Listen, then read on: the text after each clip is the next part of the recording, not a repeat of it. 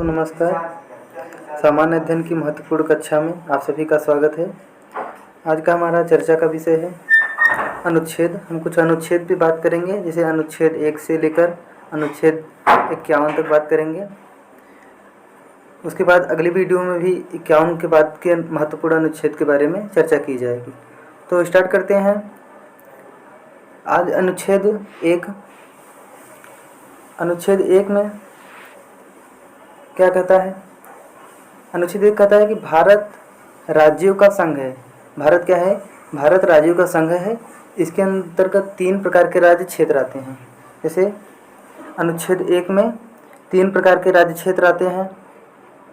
एक संघ राज्य क्षेत्र, संघ राज्य क्षेत्र जैसे जिसको यूटी कहते हैं, और राज्य क्षेत्र जिसको हम स्टेट कहते हैं। तो इसमें संघ राज्य क्षेत्रों की संख्या 8 है और इसमें राज्य क्षेत्रों की संख्या 28 है। इसमें अर्जित क्षेत्र जो होते हैं वो इनकी संख्या इस समय 0 है। दूसरा अनुच्छेद क्या कहता है? दूसरा है कि संसद में जो है, संसद को संघ में किसी नए राज्य को प्रवेश, पुराने राज्यों के नामों में परिवर्तन, सीमा क्षेत्र में परिवर्तन, साधारण संशोधन द्वारा करने का अधिकार है। 2 कहता है कि संसद को संघ में किसी भी नए राज्य को प्रवेश, जैसे कोई राज्य है उसका प्रवेश, उसके नाम में संशोधन, वो संशोधन अनुच्छेद 2 में बात की गई है। और तीसरा अनुच्छेद है कि साधारण संशोधन द्वारा किसी नए राज्य का गठन, पुराने राज्यों के नामों में परिवर्तन, सीमा क्षेत्र में परिवर्तन करने का अधिकार भी अनुच्छेद 3 कहता है। अनुच्छेद 4 कहता है कि अनुच्छेद 2 और 3 में किया गया संशोधन, अनुच्छेद 2 और 3 में जो संशोधन किया गया है उसमें अनुच्छेद 368 में ये मान्य नहीं होगा। कह रहा है कि जो 2 और 3 का संशोधन है वो 368A में मान्य नहीं होगा। 368 है संविधान संशोधन। पहले तो जान लेते हैं ये कहाँ से लिया गया है। दक्षिण अफ्रीका से लिया गया है। संविधान संशोधन 3 प्रकार से होता है। जैसे एक साधारण विधेयक द्वारा, एक विशेष संशोधन होता है जो राज्यों के 2/3 भाग में सहमति के आधार पर होता है, और तीसरा होता है विशेष राज्यों के उपबंध में संशोधन समर्थन, जैसे विशेष राज्यों से समर्थन होने पर इसका संशोधन किया जाता है। तो 1 से 4 की हम बात कर लिए अनुच्छेद की। अब अगला है अनुच्छेद 5 से 11 जो भाग 2 के अंतर्गत आता है। तो अनुच्छेद 5 से 11 में नागरिकता के बारे में बात की गई है। तो हम पहले अनुच्छेद 5वां देख लेते हैं। अनुच्छेद 5 कहता है कि ऐसे प्रत्येक व्यक्ति भारत का नागरिक होगा जिसका अधिवास भारत में हो। अनुच्छेद 5 कहता है कि ऐसा प्रत्येक व्यक्ति जो भारत का नागरिक हो या भारत में अधिवास हो, उसकी नागरिकता के बारे में अनुच्छेद 5 कहता है। अनुच्छेद 6 कहता है, अनुच्छेद 6 कि पाकिस्तान से आने वाले व्यक्तियों के बारे में नागरिकता से संबंधित है अनुच्छेद 6। और अनुच्छेद 7 है पाकिस्तान से जाने वाले व्यक्तियों के बारे में नागरिकता। अनुच्छेद 8 है भारत के बाहर रहने वाले भारतीय उद्भव से संबंधित है। अनुच्छेद 9 कहता है किसी अन्य देश की नागरिकता लेने पर भारत की नागरिकता स्वतः समाप्त हो जाएगी। अनुच्छेद 6 में यह कहा गया है कि किसी अन्य देश की अगर नागरिकता लेने पर भारत की नागरिकता स्वतः समाप्त हो जाएगी। 10वां अनुच्छेद कहता है कि नागरिकों के अधिकारों का बना रहना, जैसे नागरिकों के अधिकार क्या हैं उनको बनाए रखना अनुच्छेद 10 में बात की गई है। अनुच्छेद 11 है भारत की नागरिकता केवल संसद विधि द्वारा ली जा सकती है और किसी प्रकार से नहीं ली जा सकती। अनुच्छेद 11 कहता है कि जो नागरिकता है वो केवल संसद विधि द्वारा ली जा सकती है। अब नागरिकता को हम 5 प्रकार से ले सकते हैं और 3 प्रकार से नागरिकता समाप्त होती है। जैसे 5 प्रकार से कौन कौन से प्रकार हैं? जैसे एक जन्म से, एक वंश परंपरा से, एक पंजीकरण से, एक देशीकरण से और एक भूमि अर्जन से। तो 5 प्रकार से नागरिकता ली जाती है और 3 प्रकार से नागरिकता समाप्त होती है। जैसे 3 प्रकार से समाप्त होने का, जैसे कोई व्यक्ति 7 वर्ष से भारत के बाहर रहने पर या नागरिकता का परित्याग करने पर। तीसरा है संविधान की एकता अखंडता को न मानने पर। जैसे ये तीनों अगर बात वो करता है, व्यक्ति जो तीनों बात नहीं करता तो उसकी नागरिकता समाप्त हो जाएगी।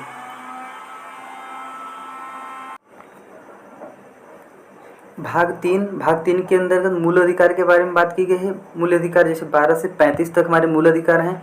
मूल अधिकार का प्रावधान अमेरिका से लिया गया है। तो पहले चर्चा कर लेते हैं। इसमें कहा गया है कि व्यक्ति के व्यक्तित्व के विकास के लिए मूल अधिकार का होना आवश्यक है। व्यक्ति के व्यक्तित्व के विकास के लिए मूल अधिकार का होना आवश्यक है। भाग 3 वाद योग्य है। संविधान के द्वारा समस्त नागरिकों को 7 मूल अधिकार दिए गए हैं। वर्तमान में 6 मूल अधिकार हैं। जैसे संपत्ति अधिकार को कानूनी अधिकार बनाया गया है। मूल अधिकार जान लेते हैं 6 कौन कौन से हैं। समानता का अधिकार, उसको अनुच्छेद 14 से 18 में बात की गई है। स्वतंत्रता का अधिकार अनुच्छेद 19 से 22 में। शोषण के विरुद्ध अधिकार 23-24 में। धार्मिक स्वतंत्रता का अधिकार अनुच्छेद 25 और 28 में, 25 से 28 में। शिक्षा तथा संस्कृति का अधिकार अनुच्छेद 29-30 में। संवैधानिक उपचारों का अधिकार अनुच्छेद 32 में। संपत्ति का अधिकार जो हटाया गया है अनुच्छेद 31 में इसकी बात की गई थी। 44वां संविधान संशोधन 1978 द्वारा संपत्ति के अधिकार को कानूनी अधिकार बनाया गया है। वर्तमान में 300 क के अंतर्गत इसका प्रावधान किया गया है। इसको हम बता दे रहे हैं।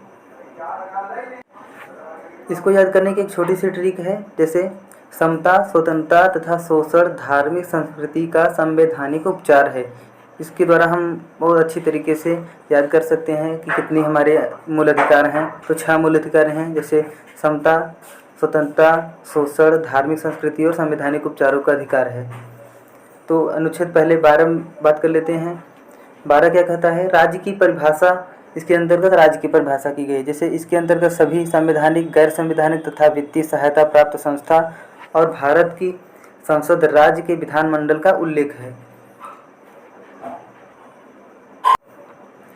प्रोफेसर गार्नर ने राज्यों के लिए 4 तत्व निर्धारित किए हैं। जैसे जनसंख्या हो गया, सरकार हो गया, निश्चित भूखंड होना चाहिए राज्य का, संप्रभुता जिसे सर्वोच्च शक्ति कहते हैं। तो इससे राज्य की परिभाषा होती है कि जिसमें जनसंख्या भी हो, सरकार भी हो, एक निश्चित भूखंड हो उस राज्य क्षेत्र का, और संप्रभुता हो। अगला है अनुच्छेद 13। अनुच्छेद 13 ऐसी कोई भी विधि मान्य नहीं होगी जिससे मूल अधिकारों का उल्लंघन हो।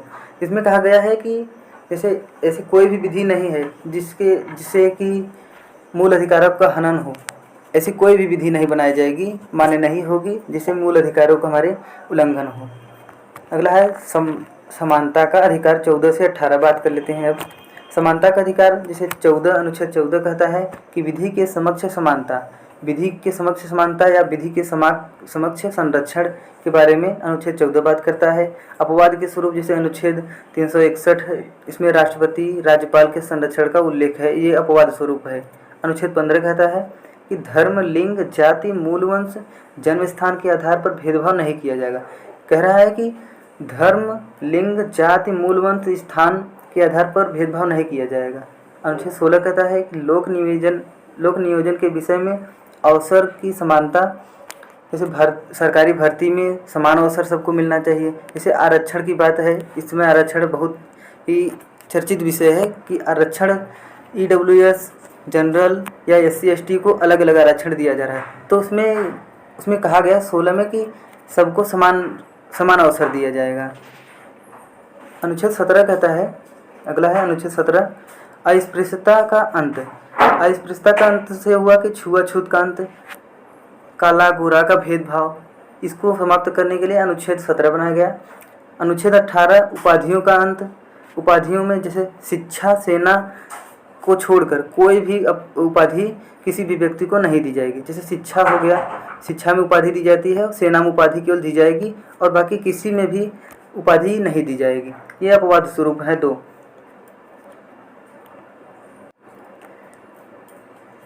समानता का अधिकार को याद करने की एक ट्रिक है छोटी सी।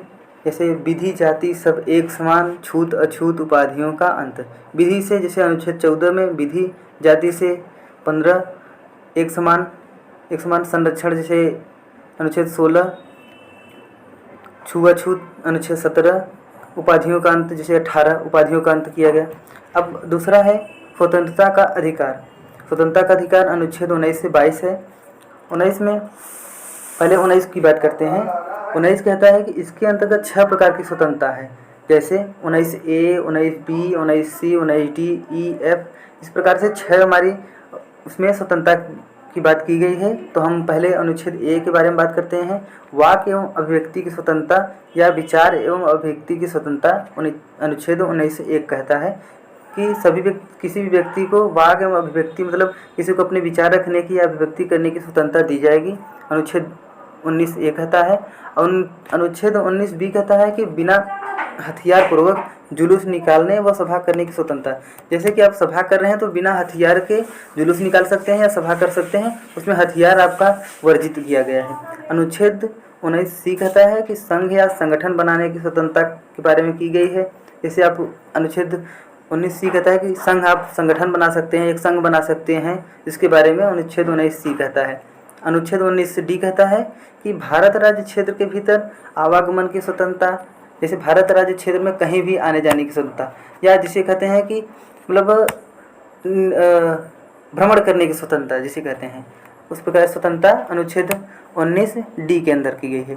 जैसे अनुच्छेद 19(e) कहता है कि भारत राज्य क्षेत्र के भीतर निवास करने की स्वतंत्रता। अब भारत राज्य क्षेत्र में आप कहीं पर भी निवास कर सकते हैं, इसकी आपको स्वतंत्रता है कि आप भारत राज्य क्षेत्र के अंतर्गत कहीं पर भी निवास कर सकते हैं।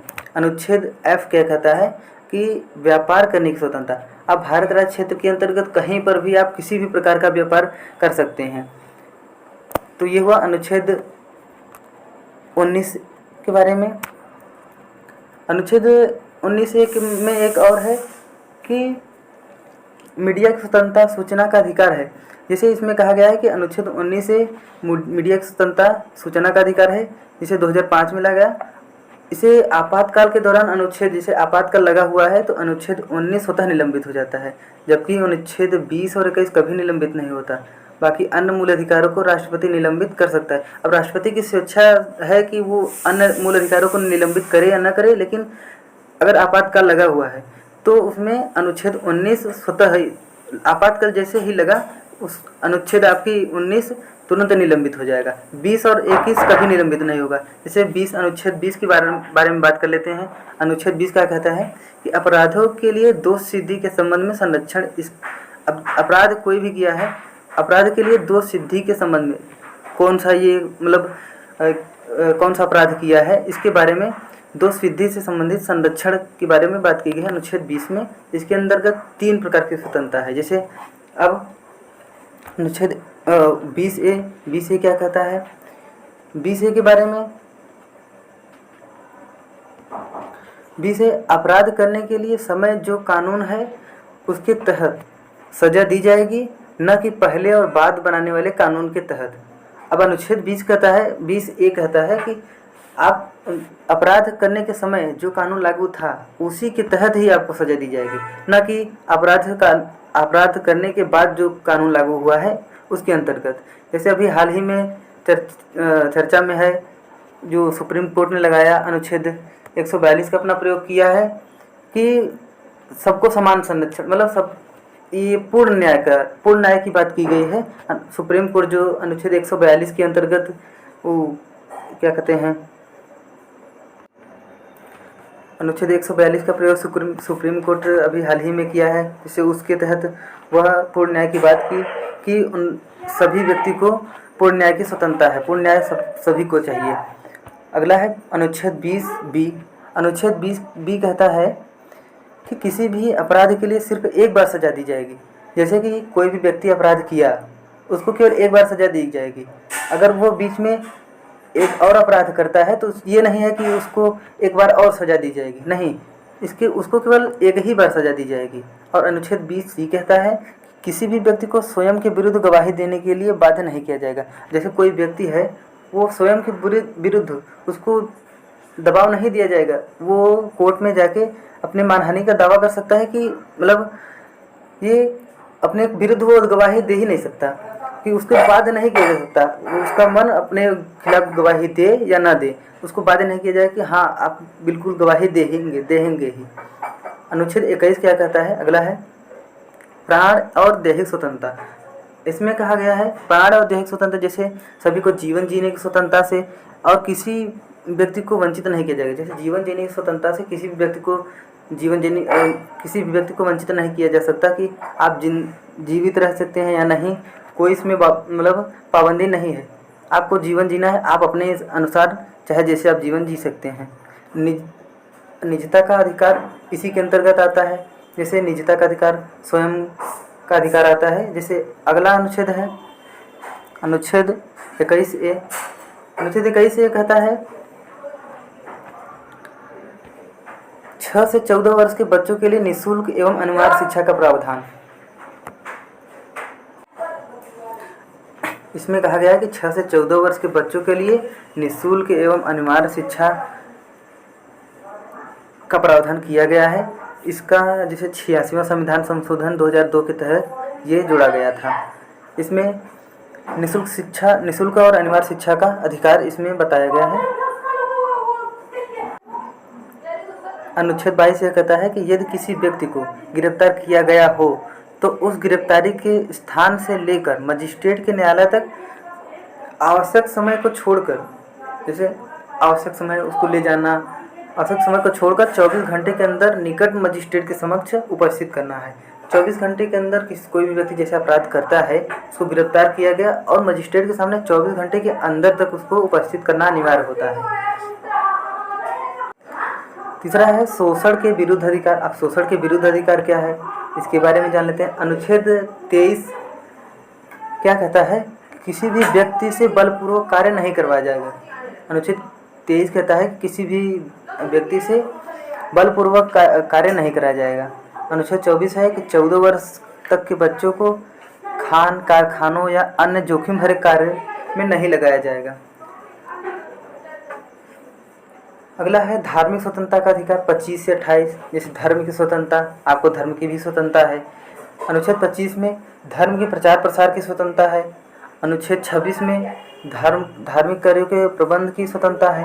अनुच्छेद 27 में किसी भी धर्म की उन्नति के लिए चंदा है तो किसी भी व्यक्ति को बाध्य नहीं किया जाएगा। अब जैसे किसी भी व्यक्ति है, हिंदू है, तो हिंदू किसी भी व्यक्ति को जाके चंदा के लिए बाध्य नहीं करेगा कि हाँ आपको इतना देना ही है।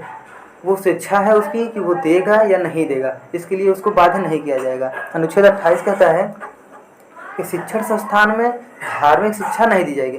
जैसे शिक्षण संस्थान है उसमें धार्मिक शिक्षा नहीं दी जाएगी। जैसे अगला है शिक्षा तथा संस्कृति का अधिकार 5वां। अनुच्छेद 29 से 30 में शिक्षा तथा संस्कृति का अधिकार के बारे में बात की गई है। अनुच्छेद 29 कहता है कि अल्पसंख्यकों को अपनी भाषा, लिपि और संस्कृति को बनाए रखने का अधिकार है। जैसे अल्पसंख्यक जो भी हैं उनको अपनी भाषा है, उनकी संस्कृति क्या है, उनकी लिपि क्या है, उनको संरक्षित करने का उनको अधिकार है। अनुच्छेद 30 कहता है कि अल्पसंख्यकों को अपनी पसंद की शिक्षण संस्थाओं की स्थापना व प्रशासन करने का अधिकार है। अल्पसंख्यक जितने हैं वो अपनी शिक्षण संस्थाएं स्थापित कर सकते हैं, उसका प्रशासन और प्रचार प्रसार करने का अधिकार उनको दिया गया है अनुच्छेद 30 के तहत। अनुच्छेद 31 है संपत्ति का अधिकार। जैसे पहले था संपत्ति का अधिकार, जो 44वां संविधान संशोधन 1978 के द्वारा इसे कानूनी अधिकार बनाया गया है। वर्तमान में जो है उसको अनुच्छेद 300 के अंतर्गत रखा गया है। अगला है छठवां मूल अधिकार है संवैधानिक उपचारों का अधिकार। अनुच्छेद 32 कहता है कि यदि किसी विवाद को निम्न न्यायालय से उच्च न्यायालय भेजना है तो अनुच्छेद 226 के द्वारा भेजा जाएगा। अब किसी भी विवाद को निम्न न्यायालय से उच्च न्यायालय में भेजना है तो उसको अनुच्छेद 226 के तहत भेजा जाएगा। यदि किसी विवाद को उच्च न्यायालय से उच्चतम न्यायालय में ले जाना है तो उसे अनुच्छेद 32 के द्वारा भेजा जाएगा। इसके अंतर्गत 5 प्रकार के लेखों, जैसे रीट जिसे कहते हैं, उसका उल्लेख है। अनुच्छेद 32 को डॉक्टर भीमराव अंबेडकर ने संविधान की आत्मा या हृदय कहा है। अनुच्छेद 32 को संविधान की आत्मा या हृदय कहा गया है। जैसे 5 प्रकार के रिटों की चर्चा कर लेते हैं, जैसे बंदी प्रत्यक्षीकरण, अधिकार परीक्षा लेख, उत्प्रेषण लेख, परमादेश, परिच्छेद लेख। ये 5 प्रकार के रिट हैं जो कि उच्च न्यायालय से उच्चतम न्यायालय तक पहुंचाने के लिए किसी भी विवाद को इसका उपयोग किया जाता है।